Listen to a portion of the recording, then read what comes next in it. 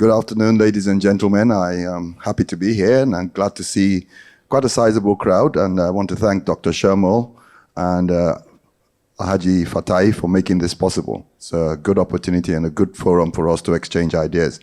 I'm from Nigeria, obviously, and involved mostly in oil palm cultivation, but the country does have a very, very diverse base, and that allows various crops to thrive in different regions.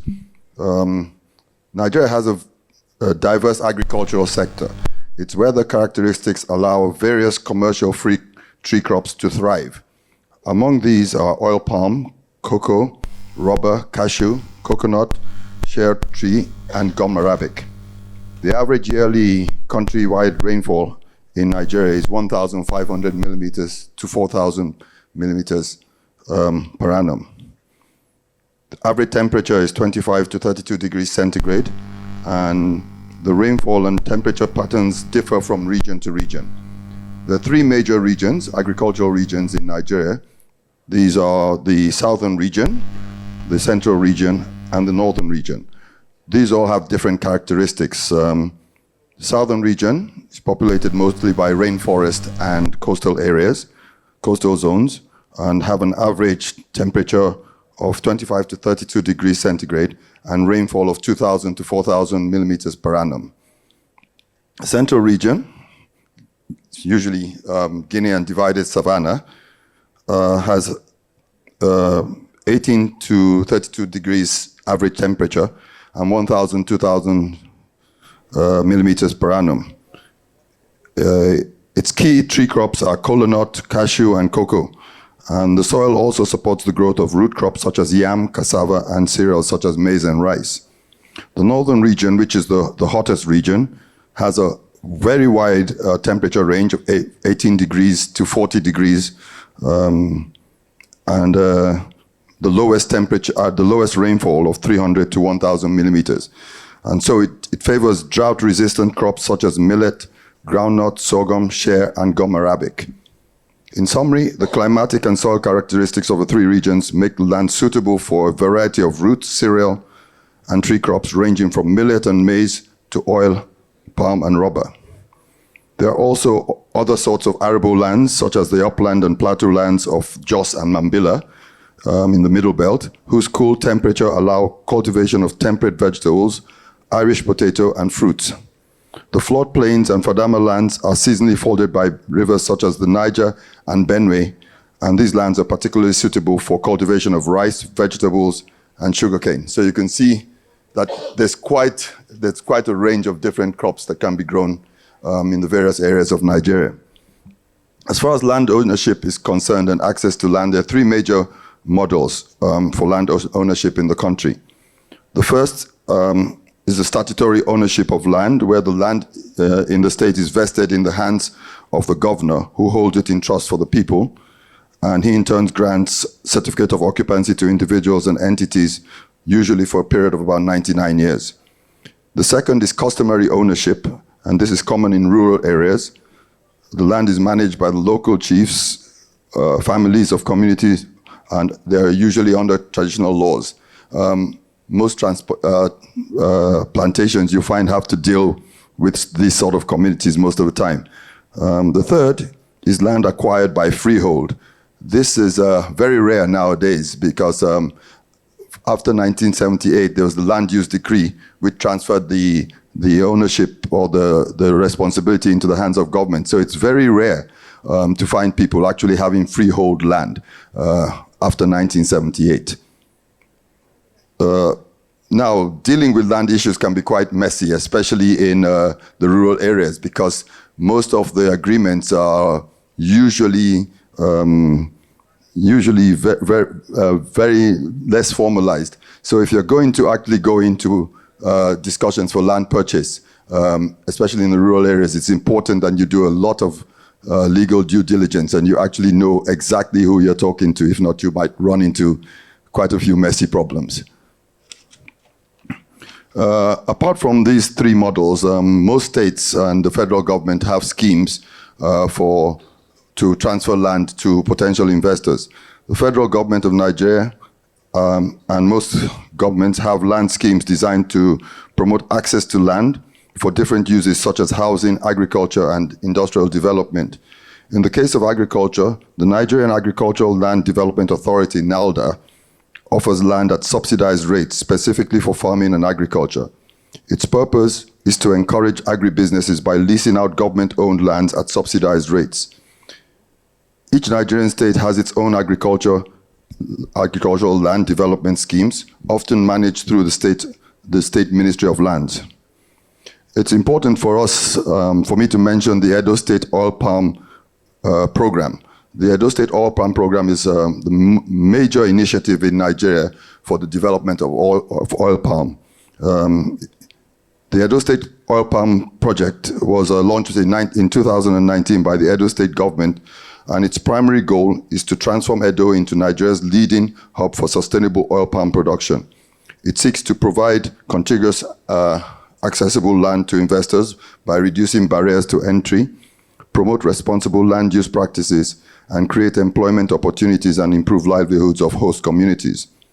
ESOP has so far allocated over 70,000 hectares of land to investors in its first phase, which it commenced in 2019, and an additional 47,000 hectares has been earmarked for allocation in the second phase, which started last year. The scheme has successfully attracted new investments from some of the major groups in Nigeria, Saro Africa Group, Dufil, and Saturn Firms, for instance. Edo State is currently the leading oil palm producer in the country, and 60% of the major plantations are located in Edo State. So you can see the scheme has been quite successful. Local expertise for plantation management and agribusiness. You were all here today, and I'm sure you saw the presentation by TECO. That's just one of the companies, and I think who have dealt with them are very, very pleased with their capability. But Nigeria has a very robust base of local expertise in plantation management and agricultural processing. The Nigerian Institute for Oil Palm Research, NIFOR, was established in 1939. It was actually the first institute in the world specifically set up to develop seedlings for oil palm. It still focuses on genetic improvement of oil palm and other palms, and it offers technical support and training programs to farmers to enhance best practices in cultivation and processing.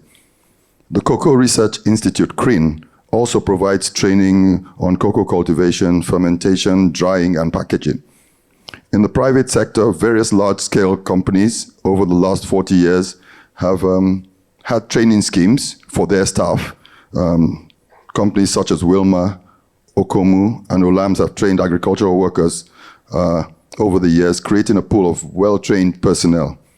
Nigeria also boasts a large network of agricultural training institutes, encompassing universities, research centers, and vocational programs. Some of the key ones are like the Institute for Agricultural Research and Training, specializing in soil and water management, National Root Crops Research Institute, focusing on the development of root and tuber crops, and the National Cereal Research Institute. Infrastructure and logistics. We could be much better off than we are actually, but that shouldn't be a deterrent to any potential investor. Access to farms and processing areas is hindered by inadequate road and transport infrastructure. This, of course, poses a major challenge to agricultural productivity and rural development. While the country has a reasonable network of highways connecting urban areas, sadly many rural roads are in disrepair. Current challenges in rural areas include limited connectivity to the main arteries and seasonal accessibility, as flooding and erosion during the rainy season can be major factors. However, in recent years, the importance of improving road networks and accessibility to rural areas has been given priority consideration by both federal and state governments. The Rural Access and Mobility Project, RAMP, implemented in various states, aims to enhance rural accessibility and improve transport conditions for local populations. Also, international financial institutions such as the World Bank, IFC, ADB have also provided funding for improved road infrastructure.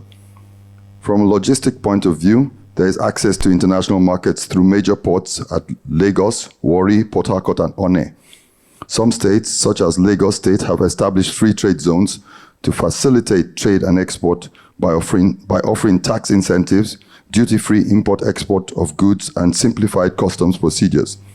The Lekki Free Trade Zone is one of these and includes the Lekki Deep Seaport, a private-public partnership initiative which is already being operated successfully. Most of these ports and free trade zones are capable of handling containers, general and bulk cargo, and are conveniently located close to the key agricultural regions. Also, goods can be air freighted out from international airports at Lagos, Port Harcourt, Abuja, and Kano in the north. Nigeria, as a country, is blessed with abundant surface waters from major rivers as the Niger and the Benue. Due to the high incidence of rainfall in southern Nigeria, rain-fed agriculture is the norm. However, the country has huge potential arable land, as estimated hectare of irrigable land is 3 million hectares. It's put at 3 million hectares. Most states have river basin authorities whose mandate is to boost agriculture through irrigation. The Federal Ministry of Agriculture and Food Security is also involved in various irrigation projects nationwide. While Nigeria faces notable challenges in electricity supply, there are major ongoing efforts to expand the national grid to improve rural electrification through the Rural Electrification Agency. Most large-scale agricultural ventures are also resorting to off-grid solutions such as solar and biogas for agro-processing, especially in the rural areas. Biogas, of course, once you attain a certain level of scale, is often very, very economical, especially for oil palm producing companies. As far as crop production and post-harvest capacity is concerned, with its existing untapped arable land available for agriculture, Nigeria has potential to scale up production in all its crop categories. In cocoa, Nigeria's production is currently estimated at 280,000 to 315,000 metric tons per annum, making it the fourth largest producer globally. Federal government's target is to increase to 500,000 tons by this year. At the end of the year, I guess we'll see how far we've gone towards achieving that. Coconut, current production is approximately 300,000 metric tons per annum. Government again has set a target for this year to increase to 500,000. Rubber, estimated production of rubber, and I'm not sure about this, in 2023 was 10,000 metric tons, which is very, very low. As with most export crops, this sector was neglected post-oil boom, and there is a huge potential for expansion. Yam and cassava. Nigeria is the largest producer of both these crops, with estimated annual production in 2002 of 47.5 million metric tons and 59.6 million metric tons respectively. While they both remain staple food crops for the population, there is significant potential for industrial use and export. Oil palm, of course, the closest to our hearts. Nigeria produces about 1.2 million to 1.5 million metric tons of palm oil yearly. Total production of edible oil is estimated at 1.9 million, while demand is in excess of 2.5 million. With a population of 200 million people and still growing, demand is expected to continue to rise. To meet the increased demand, regular sustained investment in the sector needs to be maintained. Gaps exist in the agricultural value chain in Nigeria, in processing and storage and packaging. In processing, limited agro-processing infrastructure, most small-scale farmers lack access to modern processing equipment or process manually with outdated equipment. Due to this, most produce are sold raw with minimal value addition. Lack of adequate storage leads to seasonal processing limitations and inconsistent raw material supply. Poor links between farmers and processors are also a problem. The linkage from the rural areas to the processing sites. Very, very informal as of now, and there's a big gap there. In storage, there's inadequate storage facilities, which leads to spoilage, pest infestation, moisture, and high post-harvest losses. It's estimated that 30 to 50% of perishable produce is lost annually due to poor storage practices and poor rural infrastructure, such as limited electricity and road network. Access to rural areas restrict the use of modern storage technologies and affect efficient transportation to storage facilities. The use of substandard materials reduces shelf life and product quality. Also, lack of standardization and adherence to quality control in packaging leads to inconsistent product presentation. Finally, the high cost of modern packaging, machines, and materials put it out of reach of small-scale processors and farmers. The West African sub-region, made up of the Economic Community of West Africa, of West African states, ECOWAS, has an estimated total population of 450 million people, of which Nigeria, with approximately 237.5 million people, accounts for half. ECOWAS tries to encourage the free movement of goods and services across the region to bolster economic activities. The African Continental Free Trade Area, launched in January 2021 and signed by 54 out of the 55 African Union members, seeks to do the same for the whole of Africa. It aims to boost inter-Africa trade by eliminating tariffs and non-tariff barriers. The Nigerian government offers incentives to foreign investors, such as Pioneer Status Incentive, Export Processing Zones, and Free Trade Zones to encourage foreign investment. Incentives include, but are not limited to, full tax holidays, unrestricted profit repatriation, exemption from import-export licensing requirements, and 100% foreign ownership of business. In technology, gaps in tree crop productivity in Nigeria exist also. Seems there are gaps everywhere. The following gaps in technology exist. 1. Despite efforts by NIFO and CRIN to make available improved varieties of seeds for the tree crop industry, most farmers in the rural areas still lack access to these varieties and so rely on old, unimproved varieties. Apart from large-scale plantations, most outgrowers have limited access to mechanization. Therefore, most farming operations such as land preparation and harvesting are still done manually. Inadequate irrigation infrastructure means that most farmers are reliant on rainfall irrigation, making crops vulnerable to variations in climate change. The effect is growingly apparent with climate change.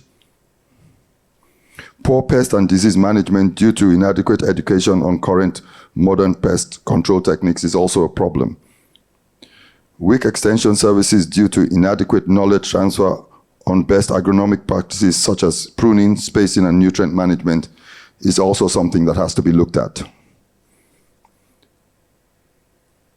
In value addition, the gaps include low processing capacity, poor quality standards and certification, inadequate storage and logistics, and limited access to finance.